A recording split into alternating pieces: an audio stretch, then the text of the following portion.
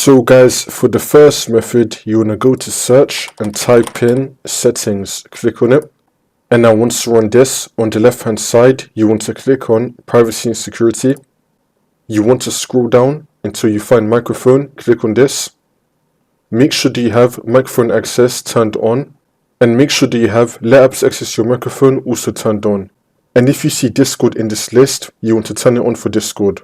Also turn on let desktop apps access your microphone. Once you do all of this, see if that works.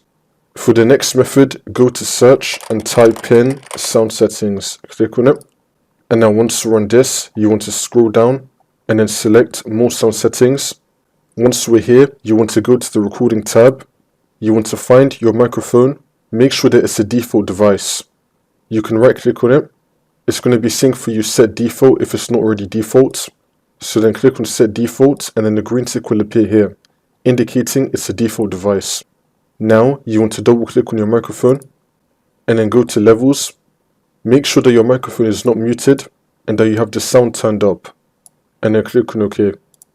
For the next method, you want to go into your Discord voice and video settings. Make sure that your microphone is selected, it's the correct one. You can try both Windows default and you can try your actual microphone. Try them both, see if that works.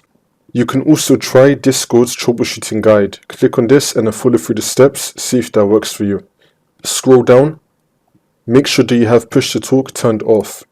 Turn off push to talk. There also may be a button or a lever on your headset that you can push or you can pull down, which will unmute your microphone. For the last method, scroll down to the very bottom until you find reset or voice and video settings. Click on reset and then click on OK. Hopefully this will fix your problem. 3 more things you can try. You want to unplug your microphone from your computer and then plug it back in again. Next, restart your computer.